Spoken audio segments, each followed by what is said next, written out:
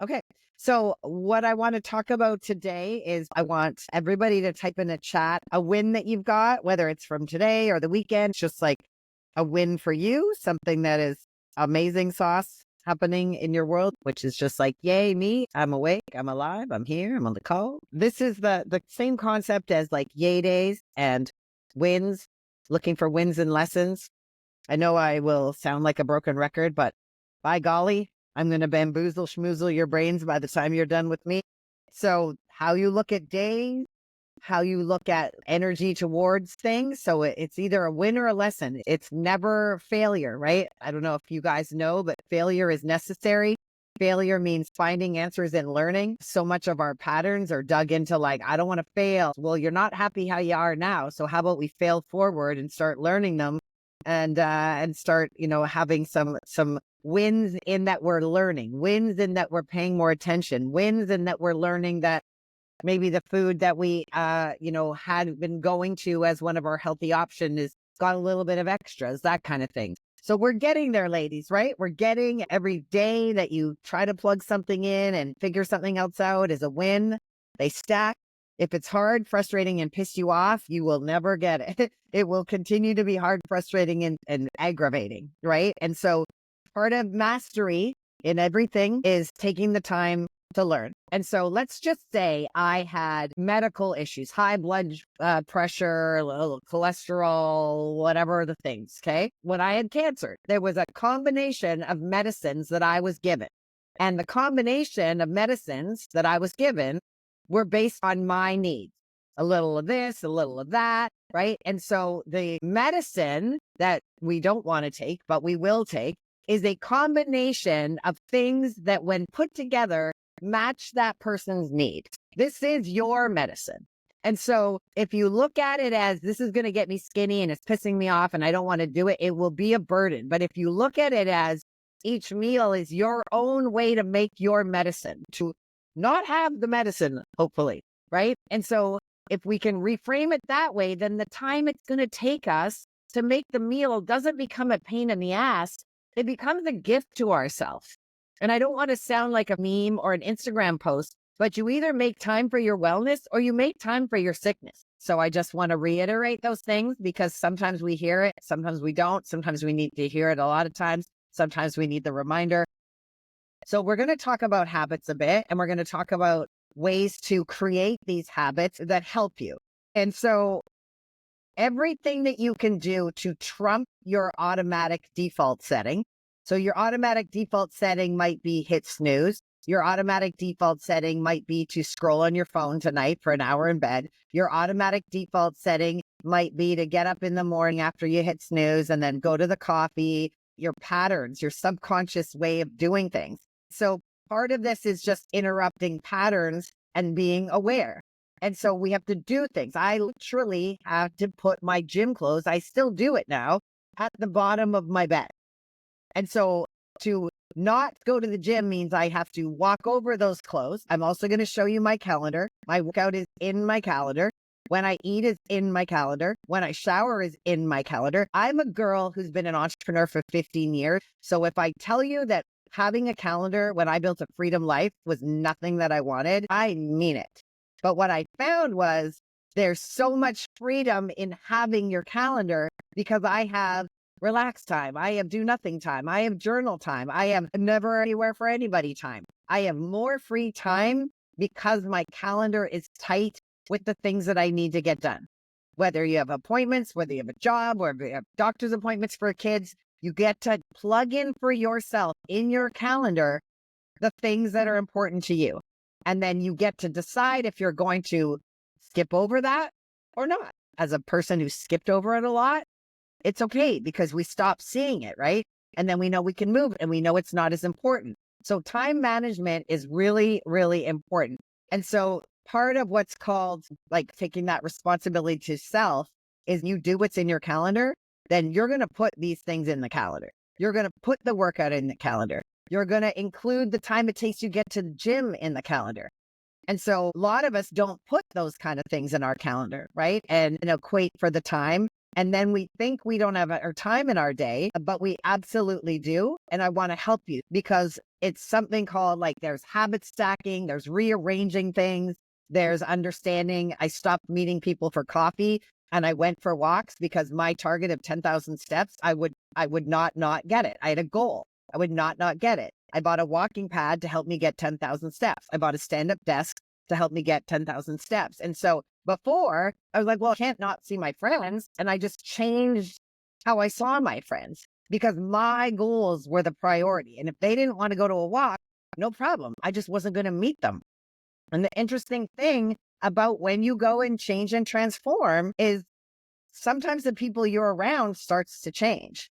And so that's kind of part of what happens when you do any transformation in life that goes against where other people are. And so you got to kind of be understanding that people come from their own frame of reference and they might judge you and they might all this stuff, but that's okay. That's called life. And anytime you do something for you, it just often makes people feel about themselves. And I think we can all relate to being on the other side of it when people transform like that. It's again, that commitment to self. I'm not asking you to do cardio that you're running and you're level 10 and you're sucking wind, holding on to the step mill. I literally took my laptop to the gym and after my workout sat on there and probably was messaging and emailing most of you, right? And so it gets to be, what can I stack? What can I do at the same time? What's in my calendar right now or eating up my time? Maybe it's phone calls with people, but if you have a commute to work, then you do that phone call when you're commuting to work. And so like the awareness of what you're eating and how that balances out or doesn't balance out, the awareness of where our time goes is a very interesting thing. And anytime you're starting something new, this notion of giving up to get is very real. And so if you're committed to this 90 days and you're committed to your 8,000, 10,000 steps and you haven't gotten them yet, then you might say to your spouse, we're going for a walk, or you go for your walk yourself. And if you don't have a treadmill, you go outside.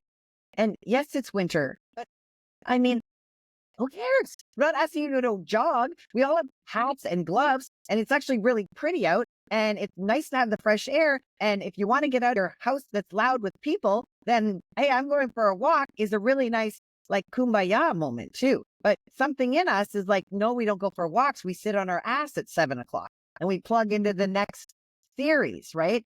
Or we get on calls with friends and things like this. So it really just becomes a very keen awareness of where is my energy going. I think part of women too, most women, and for sure me, but I've just worked with a lot of women, is we get into this block, like, this is my workout time. This is my prayer time. This is my meditation. And then we go crazy and we make our calendars like color coded and then we highlight it and we have it all there. And we spend so much time organizing our calendar, which we could have done when we were on the treadmill.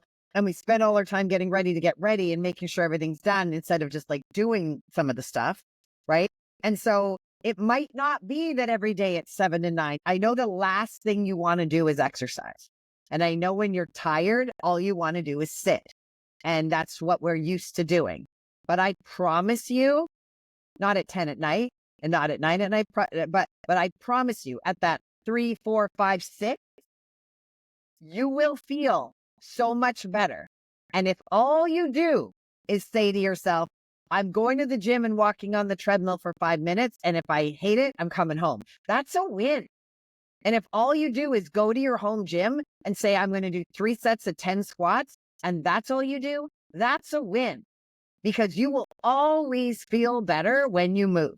You will always feel better. And almost always you will keep going and you'll be like, that was the best freaking workout I had. But don't make yourself think that if I don't nail it and hit it all 10 out of 10 and finish the whole workout, that you're a failure. This is the part of changing the way that you think, changing the habits, changing the water that you have, changing the calendar that you have to make you a priority. I don't have to say this, but it just, if we got in a car accident and we needed physio because we broke our leg, you're going to 4 physios a week. And your life is still busy, but you're making time to drive to physio, to sit in the physio doctor's office till they give you an appointment. And then they're late, but you're waiting and you're not freaking out. And then you do your hour physio and then you drive home and nothing fell apart in your life. You just managed and moved around the calendar to make yourself go to physio.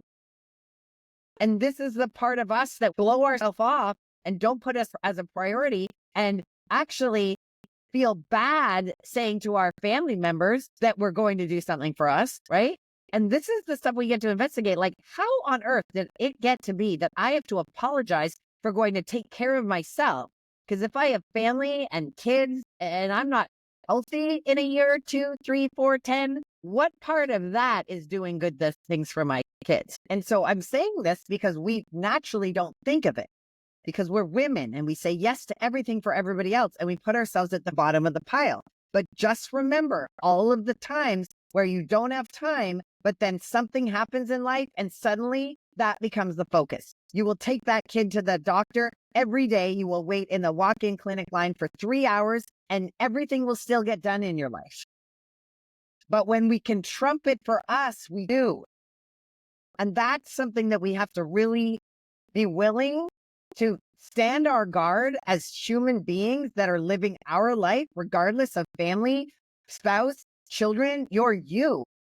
And this journey of health and wellness, you don't just stay the same. You're going to get more and more and more unfit, more and more unhealthy, more and more angry, more and more frustrated, more and more negative. Or you steer the ship and you work and you put your calendar and you make yourself the alarms and you make yourself commitments and you tell your spouse, if I don't go to the gym 3 days a week, you get whatever that you don't want to do. Like whatever it takes for you to make yourself as important as the important people in your life. And it's a very interesting journey that we don't naturally do that. It makes sense. We have kids and we're caregivers and as women, we give, we give, we give. But it's also just really important even for bosses and jobs. And like no is a complete sentence. Nothing requires an explanation to anybody, really, when your time is done. And then playing around, I had to just take a very close look myself at where I was wasting time. We as women think we have to add all these reasons for things. Nobody needs an explanation of why you have to go somewhere. If you were going to get a labia tuck, are you going to tell everybody that?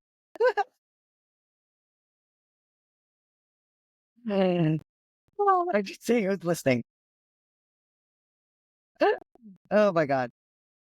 I'm just reading that I have all the same thoughts and find it interesting. I honor task activities for other people. Yeah, this ladies, this wellness journey is all about the reframe great game of ourselves and how we show up for other people. That's why I talk about tapping into your higher self. And if your higher self was your boss, then let yourself do things for your higher self. This is what coaching is really important for, because in our minds, we have all these things, but then when we see them out, somebody else can kind of see the gap or see how we can do this or can do that. Our brain as women also defaults to that we should know better, we should get it right away, and I don't have time for it. But you're all here because the things that you've done before haven't given you the results you want. And I'm screaming macros from the rooftop because my experience after the learning curve is that not only did I feel incredible in the whole process, I'm still living it now. Am I obsessed?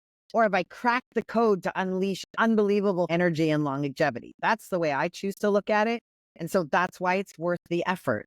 There's not one of you on here that doesn't want to feel better and look better. And looking in the mirror, we still love ourselves and all the thing. That's the journey. But there's no denying when you put on some clothes and you feel good in them and you're not trying to get the shirt to hide the squish or put on the shapewear that squishes out everywhere else. It's a really great feeling. And it's okay to tap into that as your why, because each one of you said you want to be healthy as you age, but you want to feel fucking sexy again, or you want to get your groove back, or you want to dress the way that you want to, because we're not freaking dead at 40 or 50 or 60. I want to do a podcast called I'm Not Dead Yet. Truly, I don't care if it's inappropriate to wear that. I don't care if I'm not supposed to be at the bar partying with my kids. I'm going to be. Because I'm not going to be on my deathbed thinking that was a wrong thing. So if you want to wear short shorts, let that be what gets you dialing into your macros, right? There's no sense of not wanting to look good, or we wouldn't be wanting to lose weight, right? And so whatever we need to do to find a goal. Some of the women are booking photo shoots. Some women want to come and strut on a stage as like a bucket list thing. That's not the goal for the end of 90, but there's no denying. Even when I got married the second time, I just kept going, whatever, I can let the dress out. Like, it wasn't even big enough goal. I was like, I can just change it. And so whatever we have to do to tap into something that will make us make this a priority. Again, the doctor telling us we've got something and we got to lose the weight, or we got to get to the gym because our heart valve needs 3 hours of cardio a day. You are making that happen. And you're still getting work done, and you're still taking care of your kids, and you're still taking care of your parents. We can get it all done. We are exceptional, extraordinary human beings who can do a lot, right? You've all been in a situation where you're like, I don't know how I actually made all that happen. You had a necessity and a must. And so you get to make this 90 days a necessity and a must. You get to say, I'm freaking worth it, and really honor who we're saying yes to. It's all of this stuff that really allows us to find and make the time that will open it up for you to have the workouts and create the food, which will then expand your capacity. The amount of things that I had on my plate through my transformation and life, because remember, I'm a human being. I have life things. I have stress. I have 3 kids. I have another marriage ending. I have every reason to have not done this body transformation. I have every reason I could have sat on my ass and cried and ate ice cream. I had every reason to say, I don't have time to do it. I have to finish my book. I'm launching this. I've got this going on. But when I made me a priority, all of those things were easier for me to handle. And I got more done. And I felt better about myself. So when other things were happening, I had filled my cup so much that you feel the overflow. And that notion of you put your oxygen mask on and you can't pour from an empty cup is true. And I can guarantee most of you have shared that meme somewhere. And my favorite thing to say is, before we share memes, let's make sure we're living them. Before we share a quote, let's make sure we're embodying it. And the time it takes for us to post it on social, we could be halfway to the gym. And then we could post it between sets. I know I go preaching and I go to church a lot, but I'm trying desperately to help you all see that you all have the time. It's just changing it. You will get more done. You will be a better spouse. You will be a better mom. You will be a better employee because you'll be happy. And everybody in the world deserves you to be at your A game. And I know we're brainwashed to think that doing stuff and being selfish makes us a terrible mom and a terrible employee. But the truth is, if you don't take care of you, we all know what's coming. We have friends, we have family members, we have people, you can see. And we can be fine now, but fine doesn't stay. The body doesn't stay. It goes one way or the other. And so the faster we can grab hold of this for us, the better your 60s, 70s, 80s, and 90s are. And you don't have to. Like the 5 a.m. club, it only works if you love that. To me, the whole thing of all these expectations to be done first thing in the morning puts too much pressure and tells us as women that I didn't save the world and meditate and journal 25 pages and drink my smoothie and have electrolytes and get 10,000 steps all before 5 a.m. Like I'm a failure, right? This is what we do. But there's definitely should be non-negotiables for yourself in a day. So if it's water, if it's steps, if it's prayer, if it's meditation, if it's quiet time, if it's a workout, when it happens, who cares? One of the calls today, she loves waking up and praying. And I'm like, amazing, do that. If you don't have enough time to do that and the gym, can the prayer happen at bedtime? I don't know God very well, but I'm pretty sure he's okay with whenever you do it. And so it's just being willing to take a bird's eye view of your habits and your things and saying, how can I do this differently? And so if you don't want to work out at 5 a.m, that's okay. I love doing it because I don't work out at 5 a.m. I like getting up at 5. I like taking my time. I like making my food. I like journaling. I like going to the gym, but that's because I now realize I get more done if I give myself less time, and I'm better at all of it. So that's it for tonight, my ladies. Here's what I want you to do. The number one thing about all things in life is to take action as soon as you hear things. So action does not mean perfection, right? Perfect is a lie. And so when you get off this call, if you haven't already, look ahead at tomorrow, look ahead at the next day, put it in your calendar, keep us posted, post in the Facebook group. If you're like, I put it in the calendar and this happened, then say that. Like, I am here nonstop to help you, not just on our weekly calls, not just in the app. If you're doing the one-on-one, the group is as well. So when you've got something and it's not quite working out, then come and say that. It's okay. This is really the learning part of it. But I really want you to honor yourselves and be aware of the things you say yes to that maybe you don't have to, and really hold your ground of these hours of workout, and hold your ground of the time from the making food. I put music on when I'm figuring out the app, and I dance because it makes me happy. And I cha-cha, even though I wanted to throw my app against the wall. I really did. So I get you. But I promise you, when you get it, you'll be so, so happy. And go to bed tonight just saying to yourself that I am the most important person in my world. And when I take care of me, I can take care of everybody that I freaking love to a level that I don't even know possible. And that starts with loving me. And I know we hear that a lot, but ladies, we really got to honor that. We really get to honor that. It is the most incredible feeling to take care of you. And that will spread out into the people that you love more than you can possibly freaking know. They are watching you. And if you're tired and grumpy and frustrated and blowing up all the time, that's the energy you're giving them. So is it better to be out of the house and make yourself happy and come home? Yes, without a doubt. It is. And you will always get everything done. I can promise you that.